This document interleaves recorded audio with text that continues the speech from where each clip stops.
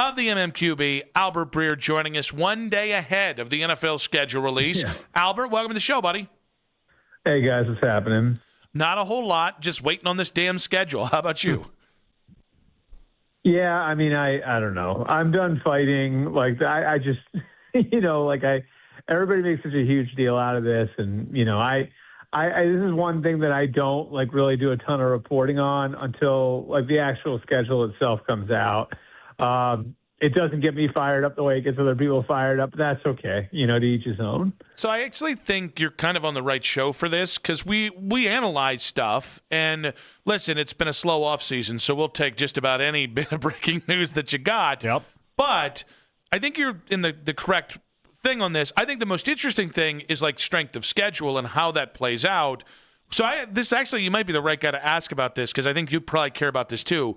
If you're a team going into an offseason or going into getting ready for the season, how much tangible difference do they see between having one of the 5 hardest schedules on paper and one of the 5 easiest schedules on paper? Yeah, I've come around on this a little bit. Last year sort of was the one that got me because if you go back 2 years, the Commanders had a really favorable draw, I'd say, and they wind up winning 12 games sort of out of nowhere, make it to the NFC title game. And, they wound up with, I think, a favorable playoff draw because of it and everything else. And then, coming back last year, I had, a little bit of an argument with one of the big radio hosts up here, Mike Felger, on where the Patriots ceiling was. And I really felt like they weren't going to be much better than 10, 11 wins. And he said, well, look at the schedule. And I'm like, well, yeah, but the teams like the Panthers and all these teams here, those are their peers.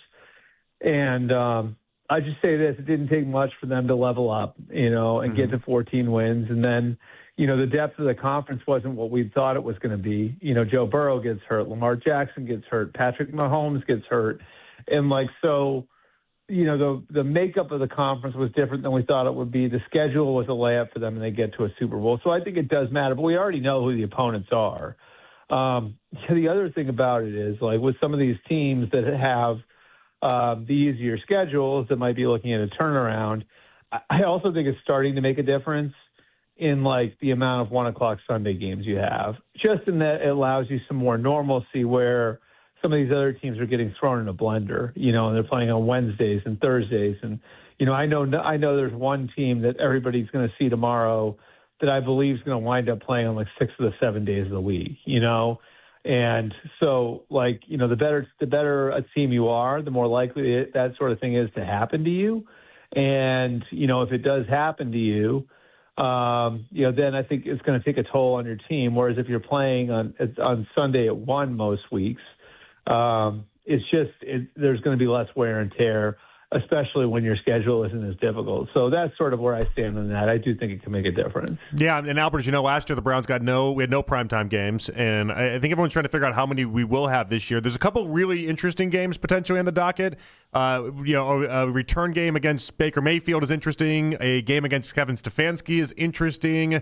But does it matter to you from a broadcast perspective? Do you think it matters to them in scheduling this if it's Shador versus Deshaun, or is that really not going to come into play? I sort of think they're both interesting. You know what I mean? Now how good they're going to be, we'll see, but they're both interesting, and I think they'll at least both be something to watch. They'll give you something to watch in a game that involves the Browns. And, just looking at their opponents, could they be playing on a Thursday against the Bengals or the Ravens or, the Texans? I mean, the Falcons, like you said, there's the storyline there, same as with the Panthers.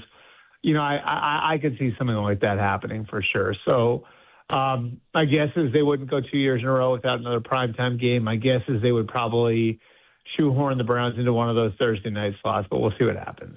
Albert, avid reader here. First time, long time. I did notice you called yourself intrigued by Taylen Green in Cleveland. Please elaborate.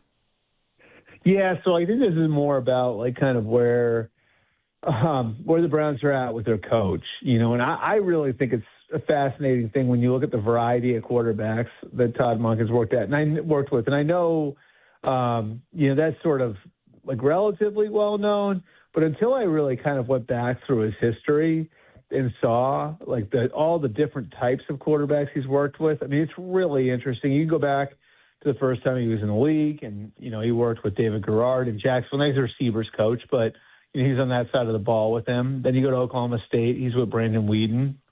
Then you go from Oklahoma State to Southern Miss. He was actually with Nick Mullins. You guys remember him? Yeah. There. Then Tampa. And in Tampa, he was with Jameis Winston. In Cleveland, he's with Baker Mayfield. And then at Georgia, he won 2 national titles with Stetson Bennett, and then to Lamar Jackson the last couple of years, So I just think, like, you look at, like, that variety of quarterbacks, and it's like, this guy's got, like, a lot of clubs in his bag as far as how to build an offense, And so even if it's just in the preseason, I mean, he's got this avatar of an athlete, I mean, it's people probably aren't going to believe me when I say this, but, like, he's probably the most gifted guy in that quarterback room right now, just from a physical standpoint. And that he's 6'6", and he runs, he ran like a 4.3 something, right? Like something like that. So he's the most gifted athlete in that room right away.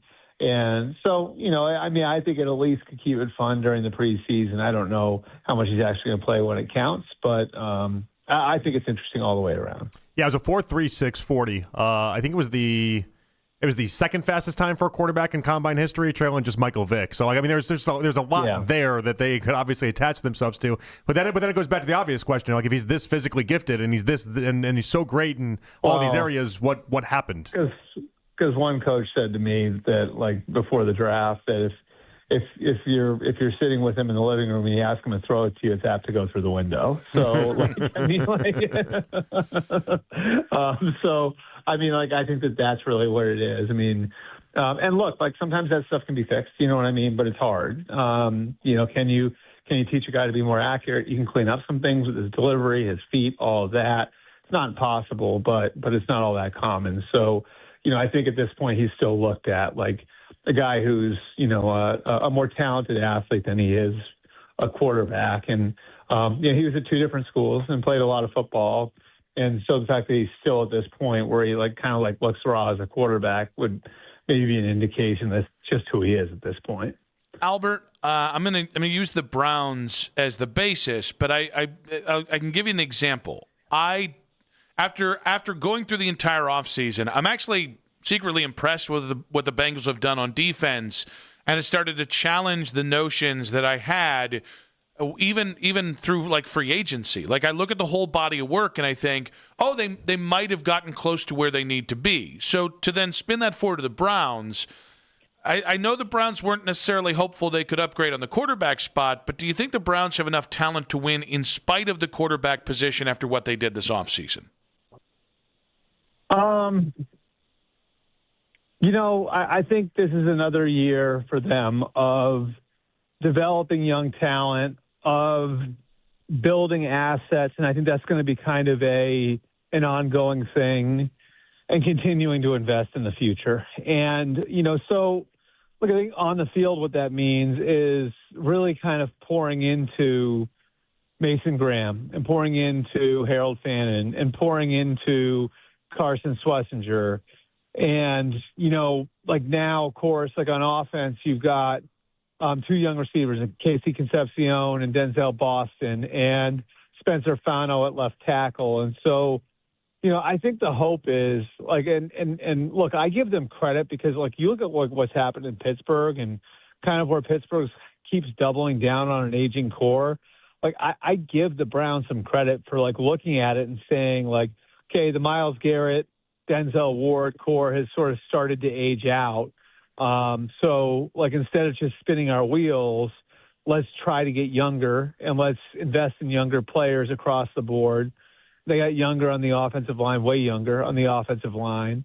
I think they continue to get younger on defense, and this is by the way, guys, part of the reason why I've said for a while now I would look at trading Myles Garrett. I think that's where they're going. You know what I mean? Is they're going towards a future that's going to be built around those younger guys, And so I still look at it this is going to be a year of development. This is going to be a year where you're going to continue to pour into the guys that contributed for you last year and pour into the rookies. And And you hope, by the end of the year, there's a pretty bright light at the end of the tunnel. And maybe at that point, who your quarterback is going forward, or you've at least got like the core of something that's going to be nice for a young quarterback to step into, especially if some of those young guys in the offensive side of the ball develop.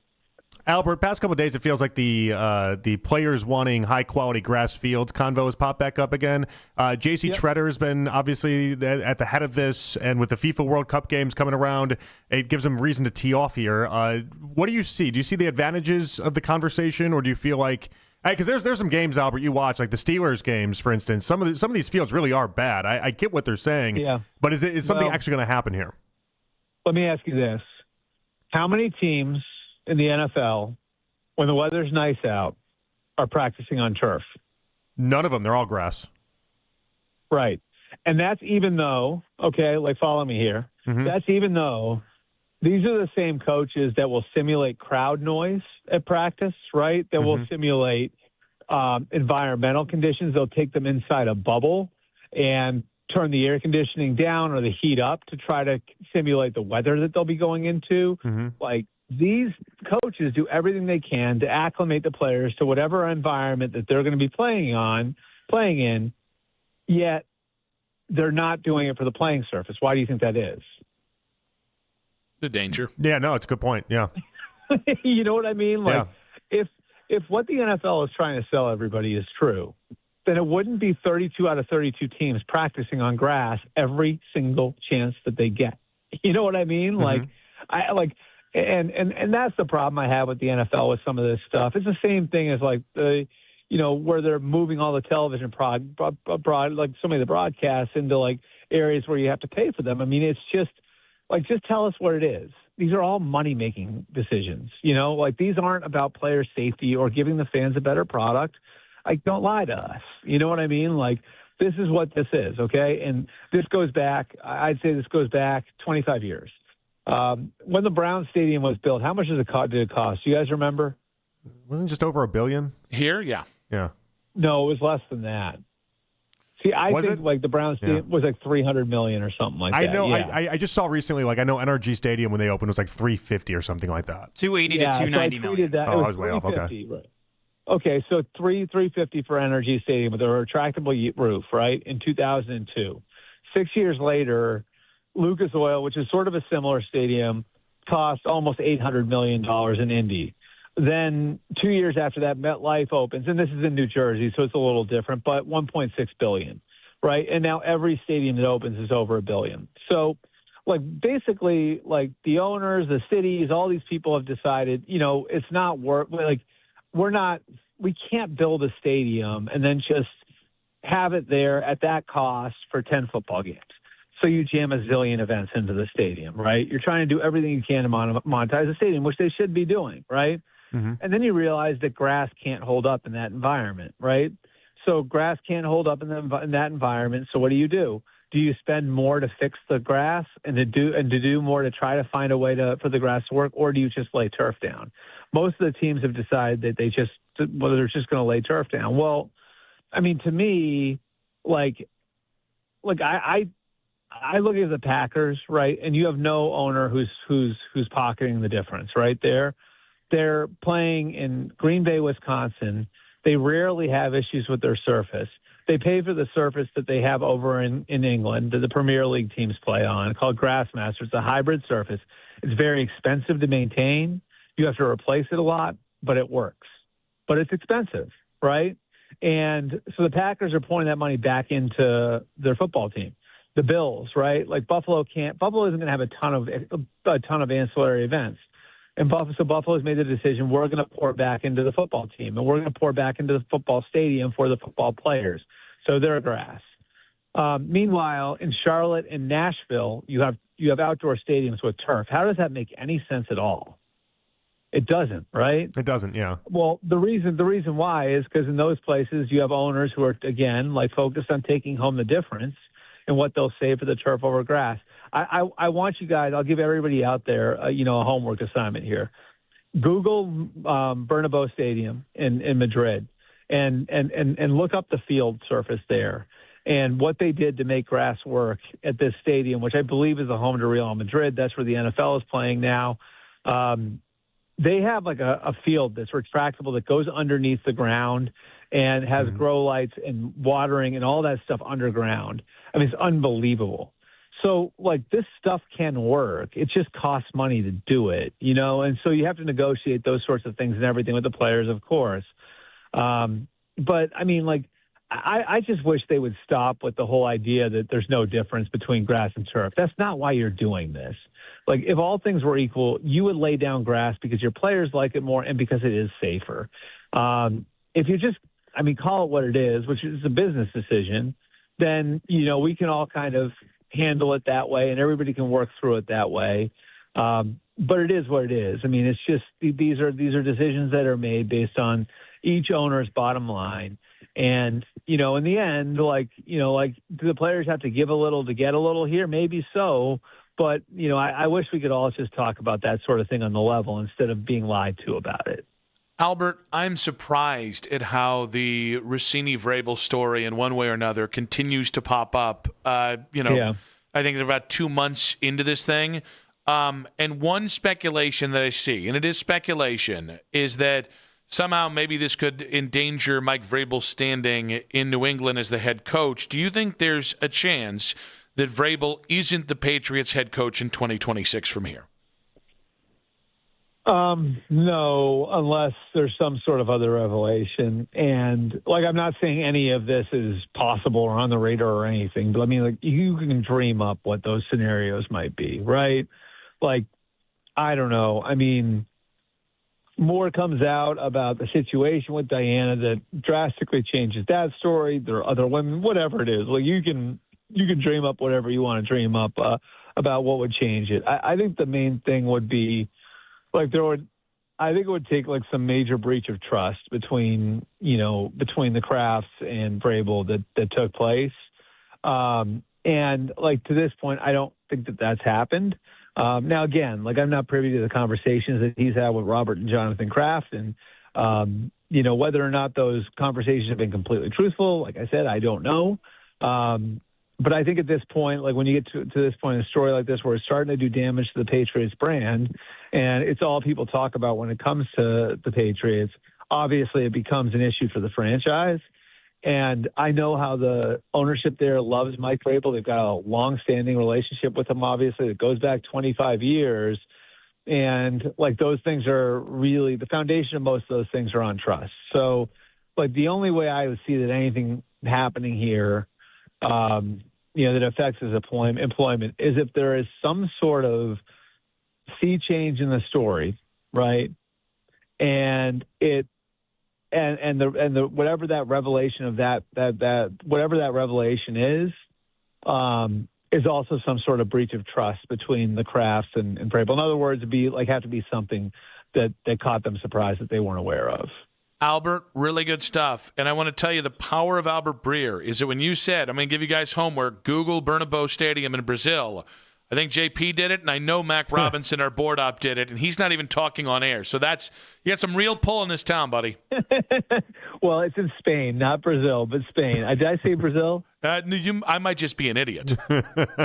Okay, well, you got to, but seriously, you got to Google it. It is like one of the most unbelievable things you've ever seen. And it'll be expensive for anybody to do this, like to put in this sort of system. But when you guys see it, you're going to be like, holy crap. Like, I can't believe that someone was able to pull this off. And by the way, that's not even a new stadium. That was a refurbished stadium. But, maybe next week we can have the conversation about how much of this is about the soccer leagues have to compete with each other for players. So there can't be any collusion between the owners and that sort of thing. Like, there's those soccer players, the more I've looked into it, you realize how much power those international soccer players have. Albert, great stuff, buddy. Appreciate you. Thank you, Albert. All right. Thanks, guys. Albert Breer there, MMQB